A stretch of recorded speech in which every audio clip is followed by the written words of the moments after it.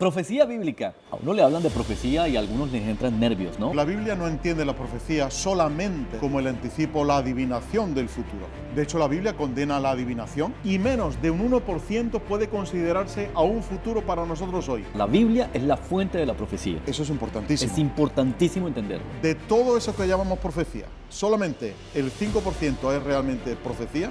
¿El resto qué es? ¿De dónde benditos salen los profetas de hoy? Pues la verdad que no lo sé de dónde han salido los profetas de hoy, ¿no?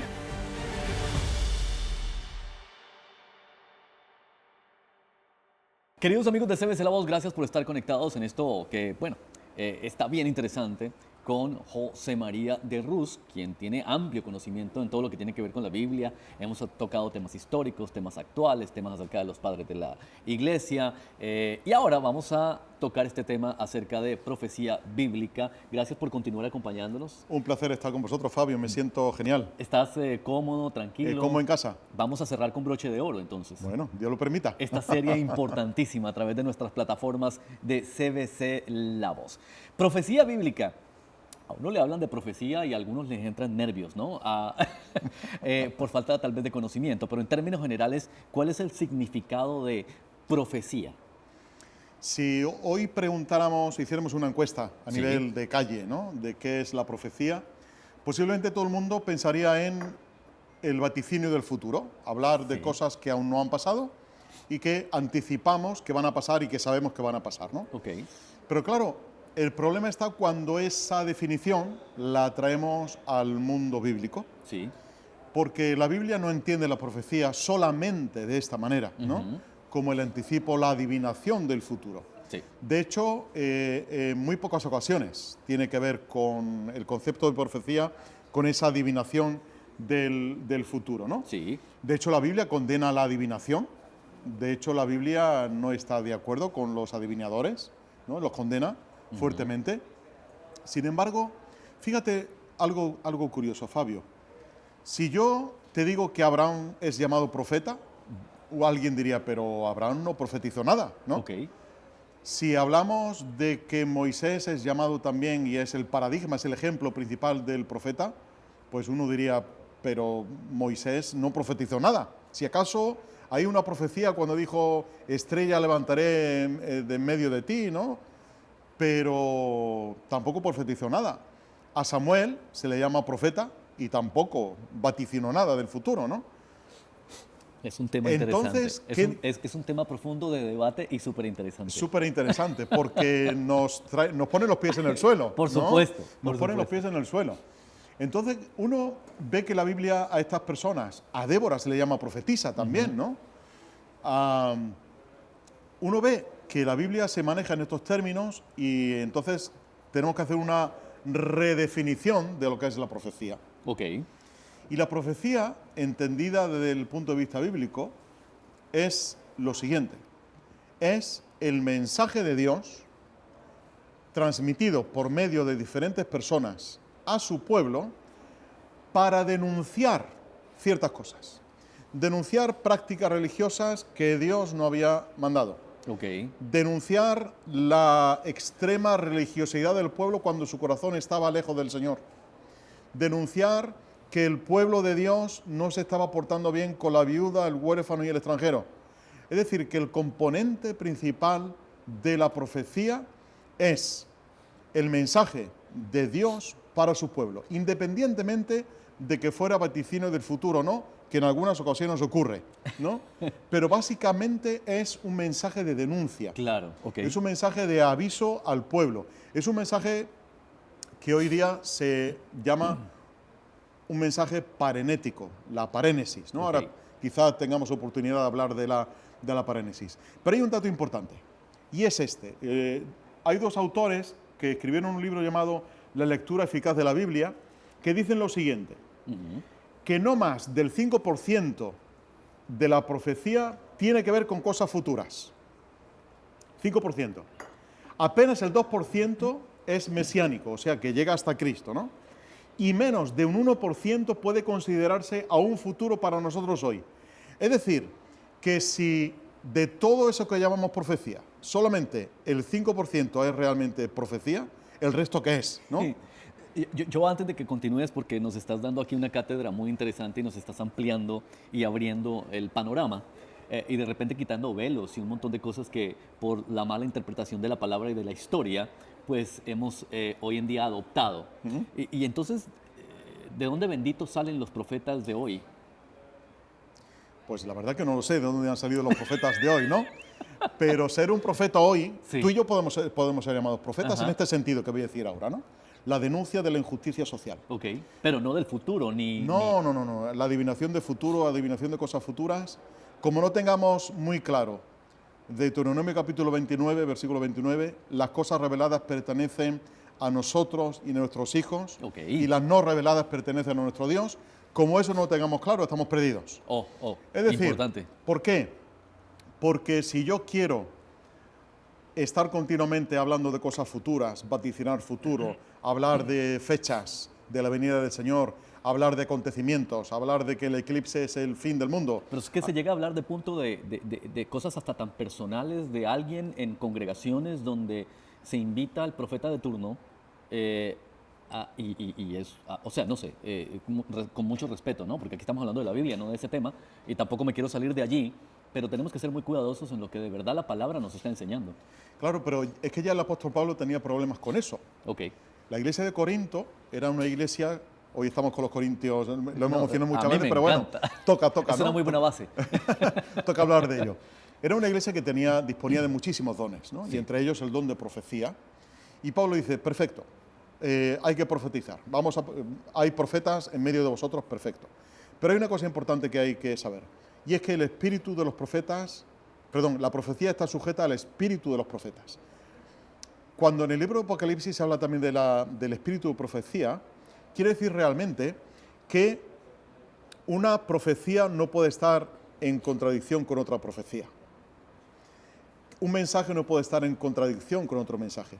Hay influir, hay una cadena de pensamiento, hay digamos, un concepto general de la profecía del cual el resto de profecías no se pueden salir. De hecho, en la iglesia de Corinto decía Pablo, vale, que un profeta se levante y profetice, pero tiene que haber también otra persona que su profecía esté de acuerdo con esa. Wow, tremendo. Porque si entran en contradicción, ninguna de las dos es profecía, ¿no? Y ya el Señor en la antigüedad, por medio del profeta Jeremías, por medio del profeta Ezequiel, ya en el libro del Deuteronomio, avisa contra los falsos profetas, ¿no? Y eran aquellos que vaticinaban futuro, dice, si no se cumple, esta persona es un falso profeta. Si no trae un mensaje de parte de Dios, es un falso profeta, ¿no? Ahora, ¿cómo determinar cómo es el mensaje de parte de Dios? Bueno, para eso hay que leer la Biblia, Claro, ¿no? claro. Que es la fuente de la profecía. Para eso hay que saber contrastar. Importante resaltar, la Biblia es la fuente de la profecía. Es la Biblia. Eso es importantísimo. Es importantísimo entenderlo. Porque si contradigo lo que la Escritura dice, Correcto. ya estoy en una contradicción con la palabra de Dios. Sería palabra de hombre, Sí, sería palabra humana, pero no sería palabra de pero Dios. ¿cómo se define en la Biblia el cumplimiento profético? El cumplimiento profético se define en la Biblia como... Además, voy a intentar decirlo porque es un concepto complicado en la Escritura. Sí, Lo voy a hacer ok. sencillo. Ok. Voy a pensar que estoy con mis alumnos en el cole. Yo soy tu alumno. A Venga, ver. y voy a intentar explicarse. Dale. Mira, para nosotros cumplir significa que algo ocurre, ¿no? Ok. Yo he dicho algo y ese algo ocurre. Supongamos que hoy te digo a ti, aquí ha habido un terremoto, va a haber un terremoto en Miami el día 31 de julio del año 2024. Si ocurre eso, pues tú dirías, se ha cumplido la profecía de José María, ¿no? Si no ocurre, dirías, bueno, no se ha cumplido, pero a lo mejor se equivocó de fecha, ¿no?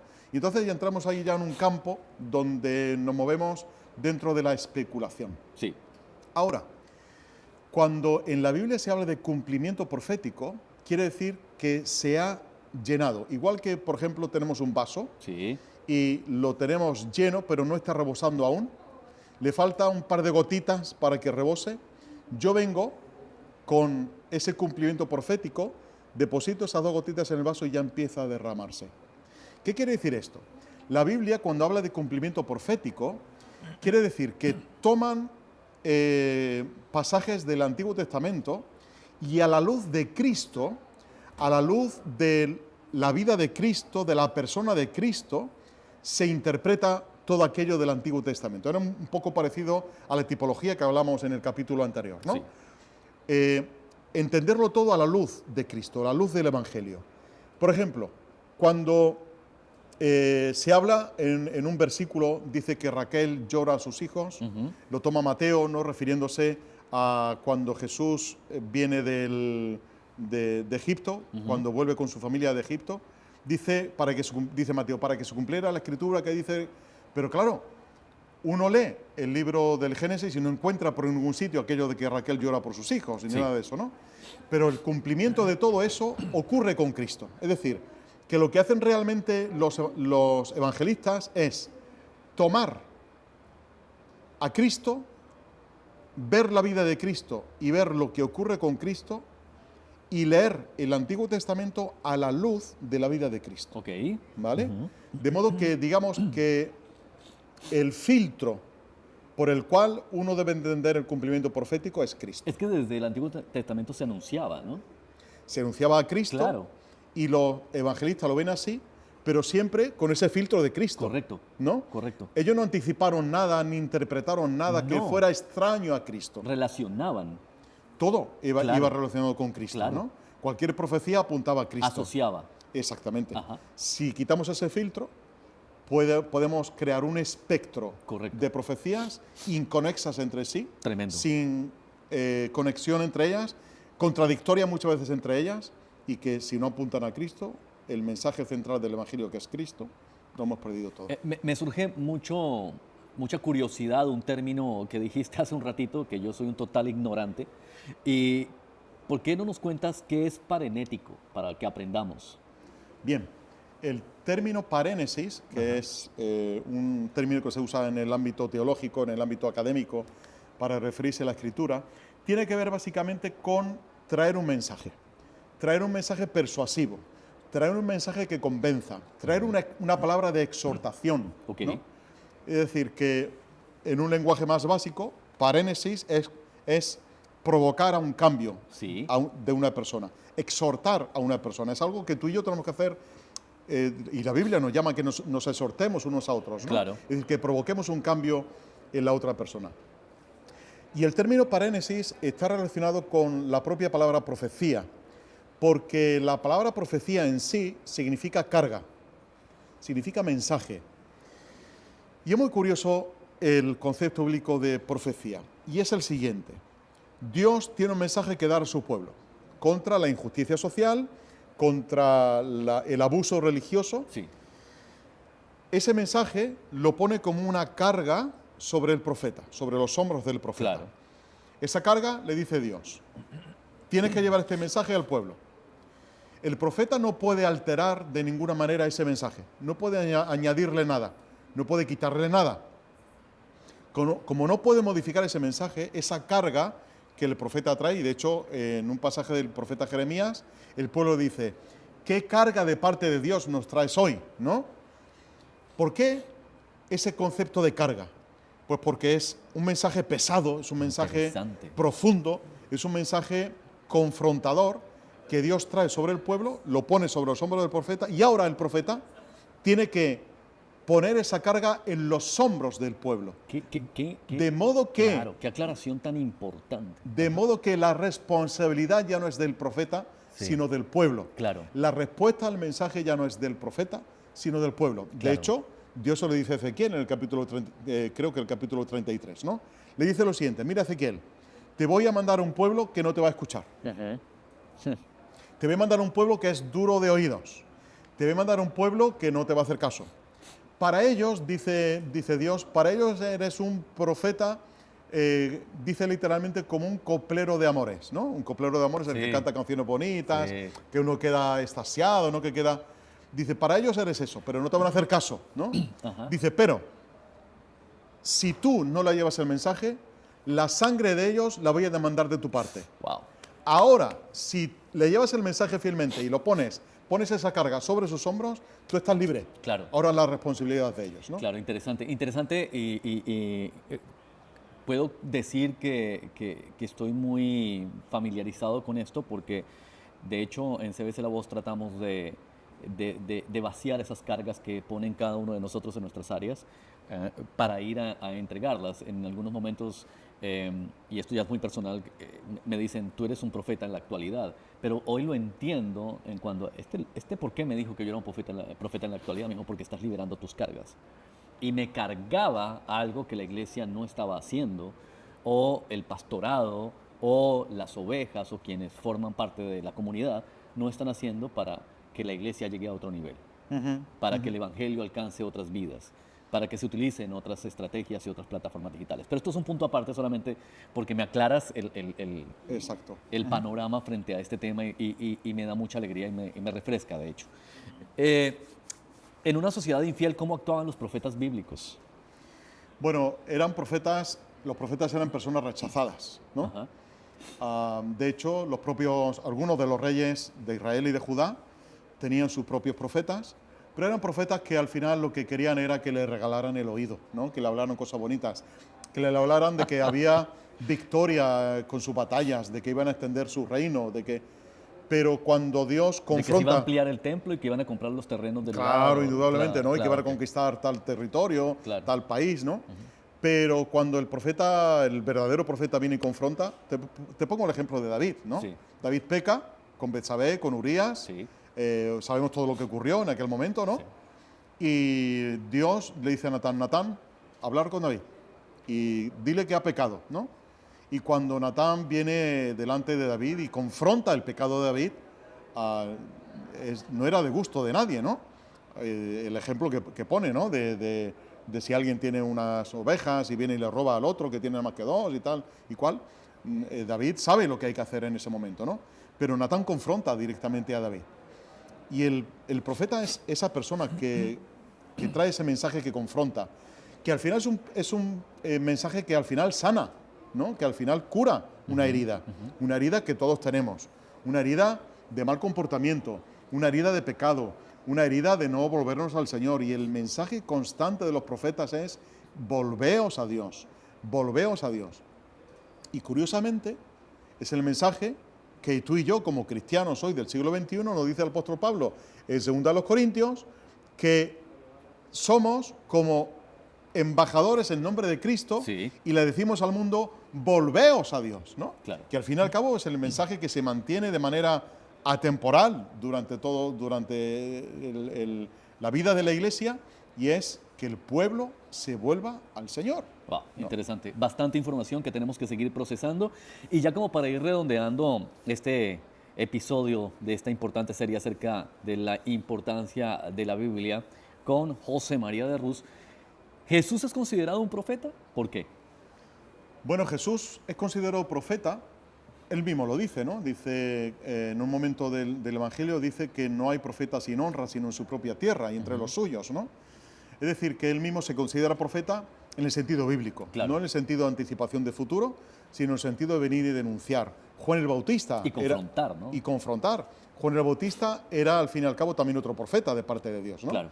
Y en ese sentido, la función de Jesús o el papel de Jesús como profeta es el que traía el verdadero mensaje de parte de Dios, ¿no? Y él sabe su propósito de venir no solamente a morir por nosotros, sino a dejar las cosas muy claras en su sociedad, de denunciar el pecado de fariseos, de escribas, de publicanos, denunciar el pecado de la gente que andaba mal, denunciar el pecado de toda la humanidad y de poner solución a ese pecado. Por eso digo que la profecía, al fin y al cabo, es un mensaje que sana.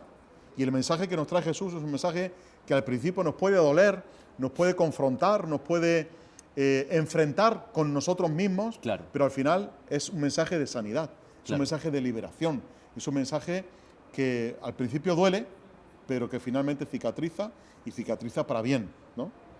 Interesantísimo. Gracias a todos ustedes por haber estado acompañándonos en esta importante serie llamada La importancia de la Biblia. José María de Rus, muchísimas gracias por tu tiempo, Gracias por a vosotros, compartir con todos nosotros de ese maravilloso conocimiento que Dios te ha permitido tener, por todo lo que haces para llevar también la Biblia a todo lo que tiene que ver en el ámbito educativo. Y si alguien quiere aprender de ti, ¿dónde te puede seguir? ¿Cómo te pueden seguir? ¿Cómo te pueden encontrar? Bueno, en redes sociales, en Facebook, José María Ajá. de Rus, en Instagram, José María de Rus, y blog de Biblias también. Ok. Y bueno, por ahí andarán, luego hay otros enlaces, pueden seguir concretamente. Si no, pues comprando también Biblias que solemos hacer con nuestra editorial CLIE y bueno, estar ahí trabajando con todo lo que estamos haciendo y sobre todo dando recursos, ¿no? Para que la gente aprenda Claro. mucho más. Así que estáis invitados a poder seguirnos ahí en redes sociales y bueno, todo lo que podamos aportar será para bien y sobre todo para la gloria del Señor. Fantástico, esto fue la importancia de la Biblia en esta serie que seguramente ustedes van a poder disfrutar en todas nuestras plataformas digitales. Yo lo disfruté muchísimo, me voy con bastante conocimiento y ustedes pues por favor no solamente se queden con lo que han aprendido acá, compártanlo como un recurso importante dentro de sus jóvenes, dentro de los ancianos incluso que de repente no tienen este conocimiento porque no les ha llegado. Pero aquí estamos para ello, para llevarles a ustedes estos recursos de manera gratuita, que los compartan con todos ustedes en sus iglesias, en sus reuniones pequeñas, en sus casas y con toda la familia. Gracias por acompañarnos, cbclavoz.com, descarga la aplicación CBC La Voz y también si quieres contenido 24/7 te puedes conectar en nuestra transmisión en vivo. Sí, en nuestra transmisión en vivo. Gracias, Fabio Criales, un servidor más. El Señor los continúe bendiciendo.